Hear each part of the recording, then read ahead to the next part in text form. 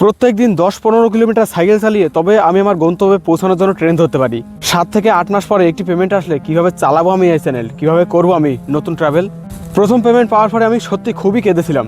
আজ ভিডিওটা সত্যি কথা বলতে গেলে খুবই দুঃখের সাথে আমি বানাতে বাধ্য হচ্ছি। কম্পিটিশন অনেক বেশি, বাড়ি থেকে তাড়া খেয়ে তবুও এই চ্যানেল আমি টিকে রাখার চেষ্টা করেছি। ট্রাভেল দিয়ে শুরু করলেও শুধুমাত্র ফ্যামিলি চাপে আজ একটি মনিটাইজ চ্যানেলও জগা খিচুড়ির মতন হয়ে গেছে। একমাত্র তোমরাই পারো এই সমস্ত সমস্যার সমাধান করতে। আবারও এই চ্যানেলে নতুন করে ট্রাভেল ভিডিও আসবে, তবে তোমাদের সাহায্য আমার খুবই প্রয়োজন। Good morning, Ram Ram. আমি তোমাদের ট্রাভেল বন্ধু নয়ন, স্বাগত জানাচ্ছি তোমাদেরকে আরও একটি নতুন ভিডিওতে। তবে আজ প্রধানত কোনো ট্রাভেল ভিডিও আমি তোমাদেরকে দেখাবো না, কোনো ভ্রমণের ভিডিও তোমাদেরকে দেখাবো না। আজ প্রধানত কিছু প্রশ্নের উত্তর দেওয়ার জন্যই এই ভিডিওটা করা, যেমন আমার বাড়ি কোথায়, আমি কীভাবে ভিডিওগুলি করি, এছাড়া আরও নানান প্রশ্ন আছে। তো সেই সমস্ত প্রশ্নের উত্তর আমি একে একে দেওয়ার চেষ্টা করব, যতটা আমার পক্ষে সম্ভব হয় সমস্ত প্রশ্নেরই আমি উত্তর দেওয়ার চেষ্টা করব। মূলত এটা একটা কিউএনএ টাইপের ভিডিও হবে, যদিও কোনো কিউএনএ ভিডিও নয়, কেননা কিউএনএ ভিডিও দেবো এমনটা কিন্তু আমি অ্যানাউন্স করিনি। তবে কিছু প্রশ্ন যেগুলো আমার কমেন্ট বক্সে খুবই আসে, সেই প্রশ্নগুলো উত্তর দেওয়ার জন্যই দেখলাম কোনো কিউএনএ দরকার নেই, চলো সরাসরি একটা ভিডিও বানিয়ে দেওয়া যাক তোমাদের জন্য। তো সবথেকে বেশি যে প্রশ্ন আমার বিভিন্ন ভিডিওর কমেন্ট বক্সে করা হয় সেটা হলো তোমার বাড়ি কোথায়। তো জানিয়ে রাখি, আমি নদিয়া জেলাতে বসবাস করি। আমার বাড়ি নদিয়া জেলার একটা ছোট্ট গ্রাম দত্তফুলিয়ার। সেই দত্তফুলিয়া গ্রামে আমার বসবাস। যে দত্তফুলিয়া গ্রাম ভারত বাংলাদেশের সীমান্তবর্তী যে এলাকা, সেই এলাকার পাশে অবস্থিত একটি গ্রাম পঞ্চায়েতের গ্রাম। আর আমার বাড়ি মোটামুটি ভারত বাংলাদেশের সীমান্ত থেকে ওই 3 থেকে 4 কিলোমিটার দূরে হবে। এই প্রশ্নটা অনেকবারই আসে, তো সেই জন্যই আমি প্রধানত এই প্রশ্নটার উত্তরই প্রথম দিলাম। আর দেখতে পাচ্ছ আমার পাশে যে পরিবেশটা, সেই পরিবেশটা দেখলেই আশা করি তোমরা বুঝতে পারছো আমি এখন ঠিক কেমন পরিবেশে, কেমন সিচুয়েশনের মধ্যে আছি। একেবারে এই আশেপাশে যত জমি আছে সবই হচ্ছে চাষের জমি। তো আমি কিন্তু একেবারে বাড়ি থেকে বেরিয়ে এসেছি এই চাষের জমির যে এলাকা, সেখানেই কিন্তু আমার এই ভিডিওটা শ্যুট করছি। তো এরপরে সবথেকে বেশি যে প্রশ্নটা আমাকে করা হয় তা হলো, দাদা তুমি ভিডিও শ্যুট কীভাবে করো এবং কোন মোবাইল দিয়ে করো, এমনকি কোন ক্যামেরা ইউজ করো, তারপরে কিভাবে ভিডিও এডিট করো, এই সমস্ত ব্যাপারে প্রশ্ন আসে। তো সেই প্রশ্নগুলির উত্তর এবার আমি তোমাদেরকে জানাবো, যদিও এই ব্যাপারটা একটু লং হবে, কেননা অনেকগুলো প্রশ্নের উত্তর একসাথে দিচ্ছি। তো প্লিজ এগুলোকে একটু মন দিয়ে শুনবে তোমরা। তো সর্বপ্রথমে জানিয়ে রাখি, Samsung Galaxy S21 FE Snapdragon 888 version, এই মোবাইলটা দিয়েই প্রধানত আমি আমার ম্যাক্সিমাম ভিডিও এই মুহূর্তে শ্যুট করে থাকি। আর আমি আমার এই যে চ্যানেলটা শুরু করেছিলাম, এই চ্যানেলটা শুরু করেছিলাম প্রধানত ভিভো Y11 যে মোবাইল ছিল, সেই মোবাইলে ক্যামেরা দিয়ে। এখনও সেই মোবাইলটা আমার কাছে আছে। এবার যে অ্যাপ্লিকেশন দিয়ে আমি আমার ভিডিওগুলো প্রধানত এডিট করে থাকি সেটা হলো কাইনমাস্টার। কাইনমাস্টার সব থেকে সহজ এবং ইজি বলে আমার মনে হয়েছে এতদিন। তবে রিসেন্টলি কিন্তু কাইনমাস্টারটাকে আমি আর ইউজ করতে পারছি না, কারণ কাইনমাস্টার রিসেন্টলি আপডেট এসেছে। আর এই আপডেট আসার পরে আমার এই মোবাইলে আর কাইনমাস্টার সাপোর্ট করছে না। এবার কেন করছে না জানি না, থার্ড পার্টি অ্যাপ্লিকেশন থেকে সেখান থেকেও কাইনমাস্টার ডাউনলোড হচ্ছে না, আর যদিও হচ্ছে সেটা আমার মোবাইলে সাপোর্ট করছে না। এবার এই মুহূর্তে আমি যেটা ইউজ করছি সেটা হলো VN অ্যাপ। জানি আমার জন্য এই মুহূর্তে একটু যথেষ্ট ডিফিকাল্ট এই ব্যাপারটা, কেননা এতদিন একটা অ্যাপ্লিকেশন ইউজ করে করে আমি কমফোর্টেবল হয়ে গেছিলাম। এখন আবার নতুন করে নতুন অ্যাপ্লিকেশন ইউজ করতে গিয়ে একটু সমস্যার সম্মুখীন তো হতেই হচ্ছে। যাই হোক, আশা করি এটাতেও আমি আমার হাত যশ হয়ে যাবে, কিছুদিনের মধ্যে আমি এটাতে কমফোর্টেবল হয়ে যাব। এবার আরেকটা বিষয় সেটা হলো যে আমি ভিডিও কিভাবে শ্যুট করি এবং আমার চ্যানেলে এত টাইপের ভিডিও আমি কেন দিচ্ছি। এবার সেই প্রশ্নগুলোর উত্তরে আমি তোমাদেরকে একে একে করব। তো এই জন্য একেবারে শুরুর দিকের কিছু কথা তোমাদেরকে জানিয়ে রাখবো, কারণ এগুলো না জানলে তোমরা আমার এই ইউটিউবে আসা এবং ট্রাভেলের যে লাইফ, সেই লাইফের সাথে তোমরা রিলেট করতে পারবে না। তো যেমনটা হয় প্রত্যেকটা মিডিল ক্লাস ফ্যামিলির একটা স্বপ্ন থাকে যে সে ট্রাভেল করবে, দুনিয়া ঘুরে দেখবে, কিন্তু দিন শেষে একটাই ব্যাপার হয় যে এই ট্রাভেলের যে অর্থ, ট্রাভেলের যে কস্ট, তারা ম্যানেজ করতে পারে না, তাদের স্বপ্ন ভঙ্গ হয়ে যায়। এবং এই স্বপ্ন আমিও দেখেছি, কারণ আমিও সেই মিডিল ক্লাস, যদিও আপার মিডিল ক্লাস না, লোয়ার মিডিল ক্লাস ফ্যামিলির একটা ছেলে। তো আমারও এই স্বপ্ন তো বহুদিনেরই রয়েছে, কিন্তু এখানে মেন সমস্যা প্রত্যেকের মতন আমারও সেই একই সমস্যা হয়ে দাঁড়িয়েছে, সেটা হলো আর্থিক অনটন। পড়াশোনা করলাম, ক্লাস 12 পাশে পরে কলেজে গেলাম। কলেজে যাওয়ার পরে চারিদিকে যে ক্রাইসিস চলছে, সেই ক্রাইসিসের শিকার আমিও হলাম। টাকা পয়সা না থাকার দরুন চাকরি বাকরি তো কিছুই হলো না। এবার কলেজ কমপ্লিট আর করতে পারলাম না, শুধুমাত্র আর্থিক অনটনের জন্য পড়াশোনা ছেড়ে দিতে হলো। ছেড়ে দিয়ে চলে গেলাম কোথায়? ছেড়ে দিয়ে চলে গেলাম, প্রথমে গেছিলাম আসামে। 1 মাস সেখানে হোটেলের কাজ করে সেখানকার মানসিক এবং শারীরিক টর্চারের ফলে সেখান থেকে পালিয়ে আসতে বাধ্য হই একরকম। সেকেন্ড টাইম কোথায় গেলাম? সেকেন্ড টাইম আমার এক পরিচিত জামাইবাবুর সাথে গেলাম কর্ণাটকের ব্যাঙ্গালোর। জায়গাটার নাম এখনও আমার মনে আছে, প্যারিস গুট্টালি। ওইখানে কাজ করলাম মাস 3 মতন। আর ওইখানে মাস 3 মতন কাজ করার পরে আমি বুঝতে পারলাম যে এই লাইফে একটা আছে মানে বাইরে যেমন এখন প্রত্যেকে লেবারি দিতে যায়, এই লেবারিতে কিছু টাকা পয়সা তো অবশ্যই আছে, কিন্তু বহুত শ্রম হয়ে যায়। তবুও দেখলাম ঠিক আছে, টাকা পয়সা তো পাওয়া যাচ্ছে, কোনো ব্যাপার নয়। এবার তখন আমি ইউটিউবের ব্যাপারে অত বেশি জানতাম না, বলা ভালো অত বেশি সচল হয়নি আমাদের এদিকে ইউটিউব ব্যাপারটা, অনলাইন ব্যাপারটা। আমি কথা বলছি 2018 সালের কথা। তো 2018 সালে আমাদের দত্তপুলিয়াতে তখনও এতটা পপুলার ছিল না ইউটিউব, ওই ফেসবুকটা কোনো রকম একটু স্ক্রল হতো চারিদিকে। তো এরপরে আমি দেখলাম যে ধীরে ধীরে ঠিক আছে চলো এই কাজই আস্তে আস্তে করবো। বাইরে আসলে পরে তো মানে মাস তিনেক পরে তো আমি মোটামুটি 30-36 হাজার টাকার মতো নিয়ে এসেছিলাম। তো দেখলাম যে ঠিক আছে, অল্প হলেও তবুও তো একটা ভালো টাকা আসছে, এই টাকা আমি বাড়িতে থাকলে তো কোনো সময় আর্নিং করতে পারবো না। তো এরপরে ধীরে ধীরে তখন আমার কাছে ছিল একটা কিপ্যাড মোবাইল, যদিও বর্তমানে মোবাইলটা নেই আমার কাছে। সেই মোবাইলটা একজনকে গিফট করেছিলাম, আর জানি না সে কীভাবে রেখেছে।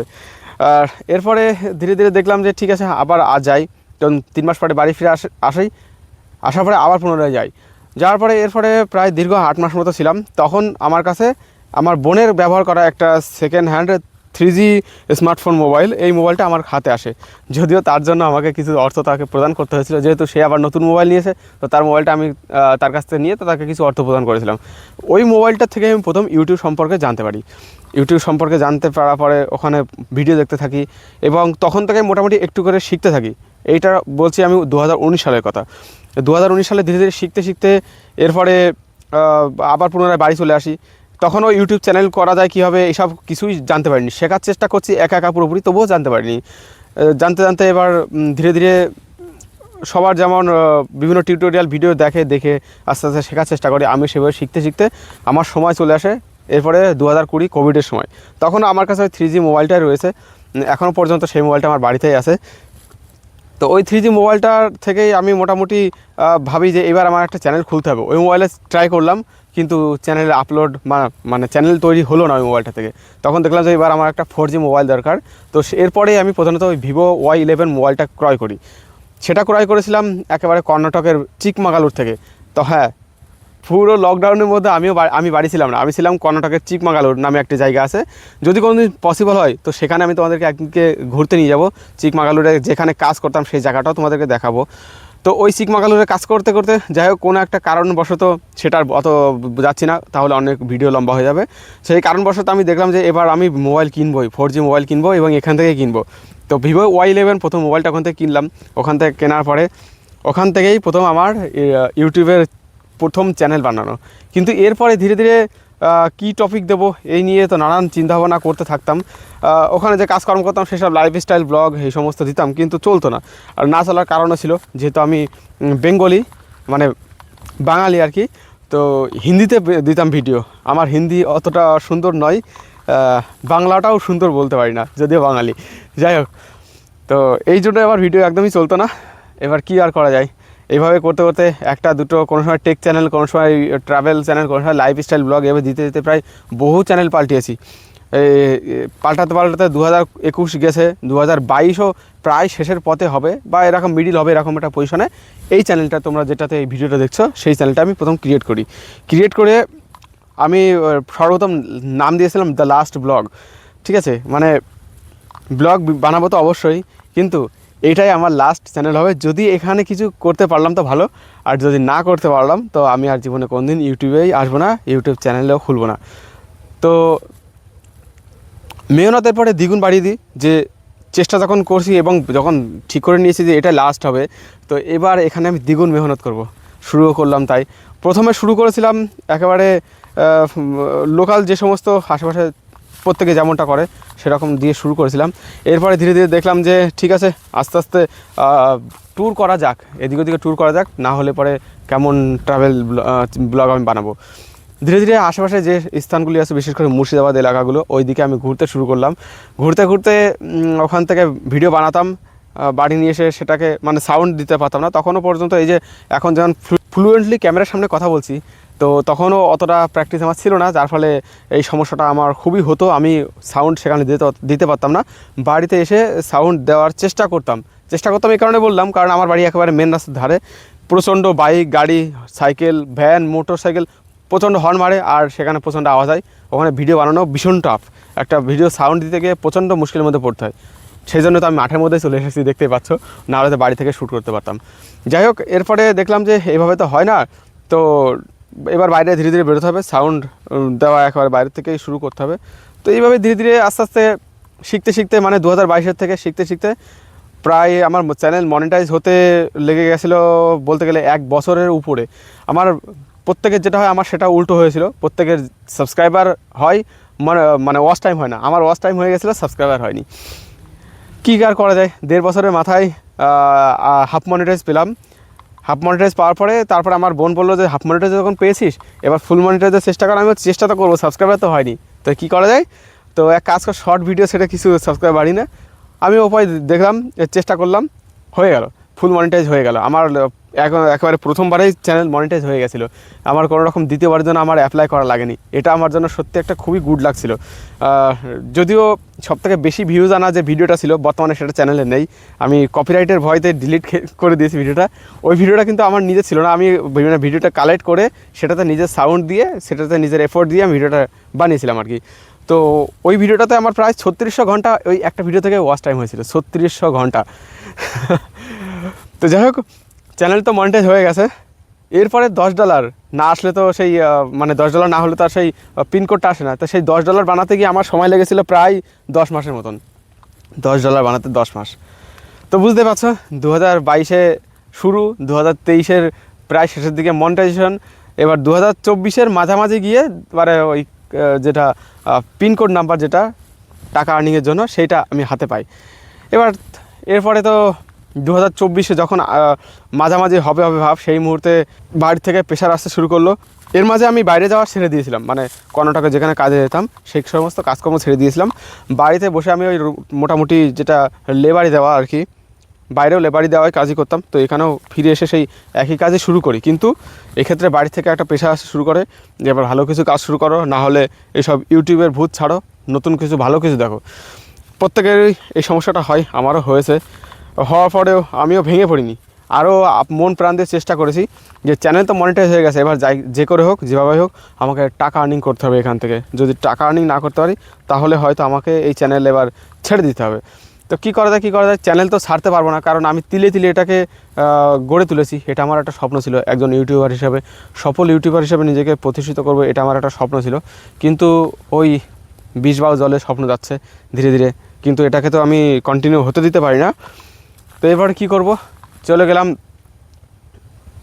ভালো কন্টেন্টের আশায়। এখানে ওখানে দূরে দূরে কোন কন্টেন্ট চলবে সেগুলো নিয়ে কাজ করা শুরু করলাম এবং সেই ধরনের কন্টেন্ট বানানো শুরু করলাম। কিন্তু জানি না কিসের জন্য আমার কোয়ালিটি ভালো হচ্ছিল না, নাকি অন্য কোনো কারণে, সেটা বলতে পারবো না। আমার মানে ভিডিওতে ভিউজই আসছিল না, 1000 করে ভিউজও পড়ছিল না। এখনও যদিও চ্যানেলের একই অবস্থা, 1000 করে ভিউজও পড়ছিল না। তো দেখলাম যে এইভাবে তো সম্ভবই না। আর ইতিমধ্যে কী করলাম, আমার এই যে বর্তমানে S21 FE যে মোবাইলটা, এই মোবাইলটা আমি ক্রয় করলাম ধার করে। কিছু টাকা নিজের ব্যাংকের অ্যাকাউন্ট ছিল সেখান থেকে নিয়ে এসে বাকি টাকা বাবার কাছ থেকে ধার করে বাবাকে দিয়ে দেবো এই কথা বলে। তো আমি সে সময় অফারে চলছিল, প্রায় 34-35 হাজার টাকার মতো দাম পড়ে গেছিলো মোবাইলটা ক্রয় করলাম। এবার মোবাইলটা ক্রয় করার পরে দেখি যে একটু একটু করে মানে যেখানে 500-600 ভিউজ হতো সেখানে দেখি 800-900-1000 এরম হচ্ছে। তখনই বুঝতে পারলাম যে ঠিক আছে, তাহলে হয়তো কোয়ালিটির জন্যই হয়তো এতদিন ভিউজ ঠিকঠাক হতো না। কোয়ালিটি যখন বেড়েছে তো এবার আশা করি ভিউজ আরও বেশি পরিমাণে বাড়বে। তো এই ভাবনাটা করতে করতে ভিডিওতে আবার কাজ করা শুরু করলাম। এদিকে সাইডে যে লেবারি কাজ সেগুলো করছিলাম, কিন্তু এই পরিকল্পনাটাও আমার পুরো একদম মানে ভেস্তে গেল। দেখলাম যে না, এবারও ভিউজ হচ্ছে না, কি আর করব। ভালো কন্টেন্টের আবার খোঁজ করা শুরু করলাম, কি কন্টেন্ট বানানো যায়। মাথার মধ্যে এত পরিমাণে চিন্তা কাজ করতো, কি আর বলবো। যারা প্রথম চ্যানেল শুরু করেছে, প্রথম মনিটাইজ হতে অনেক লেট হয়েছে, টাকা আর্নিং করতে অনেক লেট হয়েছে, তারা শুধুমাত্র তারাই এই দুঃখ কষ্টটা তারা বুঝতে পারবে। আর যাদের তো মানে একেবারে হঠাৎ করে ভাইরাল হয়ে গেছে, খুব ভিউজ আসা শুরু হয়ে গেছে 10,000-15,000 শুরুর দিক থেকে, তারা মোটামুটি এটা রিলেট করতে পারবে না, কিন্তু এইটা আমি রিলেট করেছি, সেই জন্য তোমাদেরকে বললাম। যাই হোক, এরপরে আসে যে ভালো এমন কিছু কন্টেন্ট আমি খুঁজবো যে কন্টেন্টে আমার মোটামুটি ভিউজ আসলে কিছু টাকা পয়সা ইনকাম করতে পারবো বাড়ি থেকে। আমাকে অন্ততপক্ষে এটা শুনতে হবে না যে এসব ছাড়। কারণ দেখো তিলে তিলে যেটাকে গড়ে তুলেছি সেটাকে আমি কী করে ছাড়বো? তিলে তিলে গড়া সংসার, তিলে তিলে গড়া নিজের হাতে গড়া কিছু জিনিসকে কেউ অত করে মানে সহজে ছেড়ে দিতে পারে? তো যাই হোক, এরপরে আসে সেই মুহূর্ত যে মুহূর্তের দ্বারা আমি প্রথমবারের জন্য আমার ইউটিউব চ্যানেল থেকে টাকা উপার্জনের সুযোগ পাই, মানে এক কথা বলতে গেলে আর্নিং করি। আর্নিংটা এলো কীভাবে? আর্নিংটা এলো যেটা না বললে নয়, সেটা হচ্ছে কামালপুর বড় দুর্গার জন্য। 2024 তোমরা প্রত্যেকে জানো যে কামালপুর বড় দুর্গা বন্ধ হয়ে গেছিলো। তো তখনই প্রথমবারে আমি ইউটিউব থেকে টাকা উপার্জনের সুযোগ পাই। আমার বেশ কিছু ভিডিওতে বেশ ভালো ভালো ভিউজ আসা শুরু করে এবং তার দরুনই আমি প্রথমবারের জন্য ইউটিউব থেকে টাকা উপার্জনের সুযোগ পাই। যদিও এই বুদ্ধিটা আমার বাড়ি থেকে দিয়েছিল, কিন্তু এখানে আমার একটা যেটা সবথেকে বড় ক্ষতি হয়ে গেল সেটা হলো এটাই যে ওখান থেকে আমি টাকা উপার্জনের তো সুযোগ পেয়েছিলাম, কিন্তু আমি কখনও ওই টাইপের ভিডিও বানাতে চাইনি। আমি চেয়েছিলাম যে আমি আমার লাইফস্টাইল, মানে আমার ট্রাভেল লাইফস্টাইল, এটা আমি সবার সাথে শেয়ার করব। আমি যেখানে যাচ্ছি সেখানে কী কী দেখছি এগুলো প্রথমত শেয়ার করব। কিন্তু এই জিনিসটা পুরোপুরি সে সময় থেকেই বলতে গেলে একরকম নষ্ট মতো হয়ে গেছিলো। কিন্তু যেহেতু টাকা পেয়েছি কিছু, বাড়ি থেকে সবাই খুশি। এতদিন পরে যাই হোক কিছু পেয়েছিলাম কিছু টাকা, মোটামুটি 10-15 হাজার টাকার মতো পেয়েছিলাম। একেবারে পরিষ্কার ভাষায় বলছি, এর আশেপাশে হবে, একেবারে পুরোপুরি ক্লিয়ার বলছি না, আধা ক্লিয়ার বলছি আর কি। তো ওই পেমেন্টটা পাওয়ার পরে তারপরে তো সবাই খুশি, যাই হোক এতদিন পরে বান্দা কিছু পেয়েছে। এবার এর পরের মাসেই চলে আসলো, শুরু হলো আবার নাটক, আবার ভিউজ আসা বন্ধ।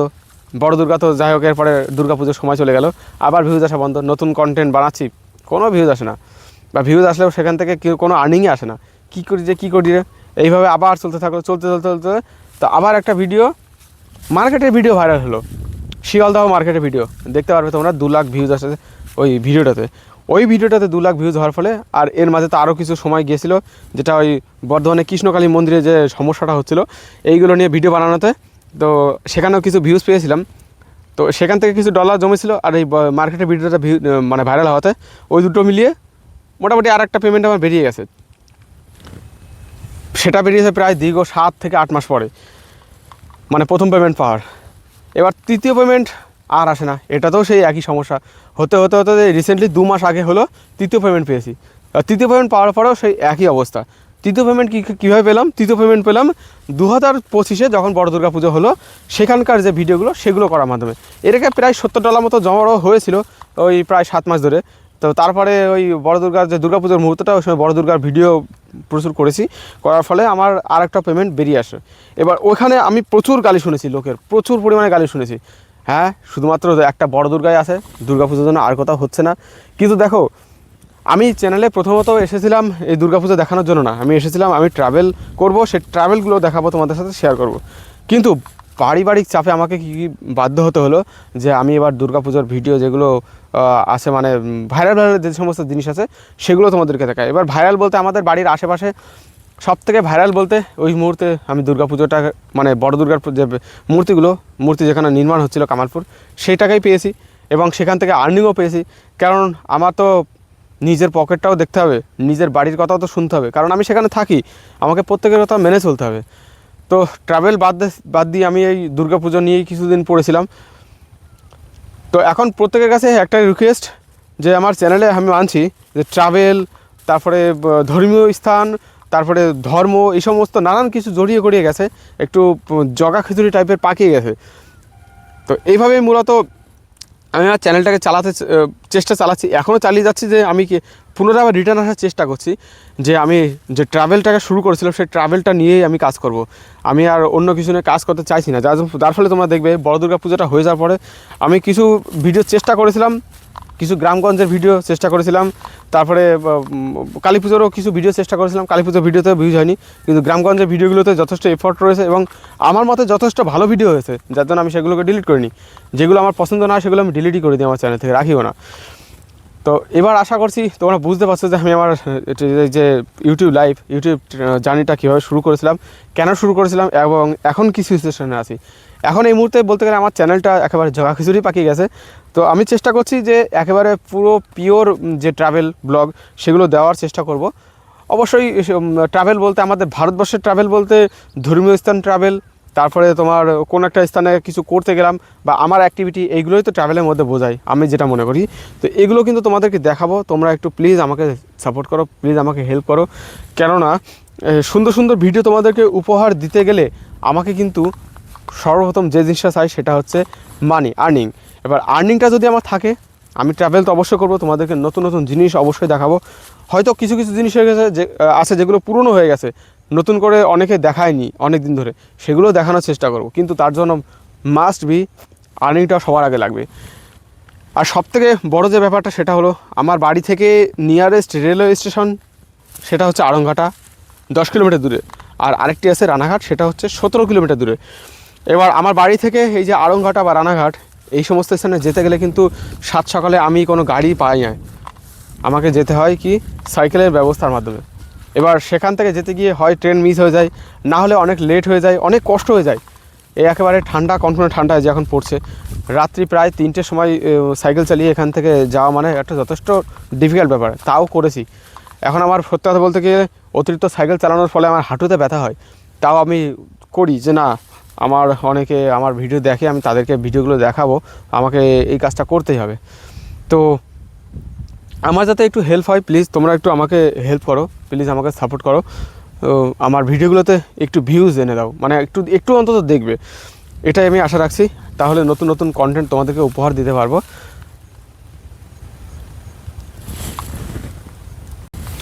তো এগুলো ছিল মূলত মেন প্রশ্ন। আরও কিছু প্রশ্ন ছিল, যেমন তুমি কি কাজ করো, তো সেটাও, সেই প্রশ্নের উত্তরও আমি এই মানে ভিডিওর মধ্যে দিয়ে দিয়েছি। আমি এখনও পর্যন্ত যেটা লেবারি বলে সেই লেবারির কাজই করি, এখনও পর্যন্ত কোনো ভালো কাজ আমি করতে পারিনি। কারণ এই ইউটিউব থেকে যে আর্নিংটা আসে, ও 7 মাস পরে 8 মাস পরে একটা যদি 10,000-এর মতো আর্নিং আসে, তো ওই আর্নিংয়ে কোনো লাভ হয় না। ওতে আমার সেই ট্রাভেলের যে কস্টটা, মানে যেটা আমি খরচা করি এর পিছনে, সেটাও আমার ওঠে না। তো আমাকে ফ্যামিলিতে কিছু অর্থ দেওয়ার জন্য, যেহেতু বুঝতে পারছো যথেষ্ট বয়স হয়েছে, তো ফ্যামিলিতে অর্থ তো আমাকে দিতেই হবে, প্রদান করতেই হবে, ফ্যামিলিও চালাতে হবে। তো এই সমস্ত নানা কারণের জন্য আমাকে করতেই হয় এই সমস্ত কাজকর্ম। কিন্তু কিছু করার নেই, সবাই করে, আমিও করছি। এবং সবাই যেটা না করে চেষ্টা, সেটা আমি করছি। তো আমার এই চেষ্টা আশা করি তোমরা সঙ্গী হবে। এর পরবর্তীতে কোনো ভালো টাইপের অবশ্যই ট্রাভেল ভিডিও আসবে, এবং সেই সাথে নানান ধরনের আপডেটেড ভিডিও অবশ্যই আসবে আমার চ্যানেলে। তো অবশ্যই চ্যানেলটিকে সাবস্ক্রাইব করে এবং চ্যানেলের ভিডিওগুলোতে একটু ভিউ এনে দিয়ে তোমরা আমাকে সাপোর্ট করবে, এটা আশাটাই রাখছি। এই আশাটা রেখে আমি এই আমার বলতে গেলে প্রথম কিউএনএ টাইপের ভিডিও বলতে পারো শেষ করছি ভিডিওটা। এরপরের কোনো ট্রাভেল ব্লগে তোমরা অবশ্যই আমাকে আবার পুনরায় দেখতে পারবে। তোমাদের কাছে শুধু একটা রিকোয়েস্ট, আমার এই ফার্স্ট কিউএনএ ভিডিও যেন লাস্ট কিউএনএ ভিডিও না হয়। আজকে আমি এই ভিডিওটা দিচ্ছি একেবারে পুরো আপসেটের সাথে, অনেক দুঃখের সহিত আমি এই ভিডিওটা আপলোড করছি তোমাদের সামনে। এরপরে ভিডিওটা আমি যেন তোমাদের সামনে আপলোড করতে পারি আনন্দের সাথে, সেই ব্যবস্থা তোমরা অবশ্যই করবে। আর কিছু বলছি না এই ভিডিওটাতে, এই ভিডিওটা এখানেই শেষ করছি। দেখা হচ্ছে পরবর্তী ভিডিওতে, ততক্ষণ ভালো থাকবে, সুস্থ থাকবে। জয় হিন্দ, বন্দে মাতরম, জয় ভারত।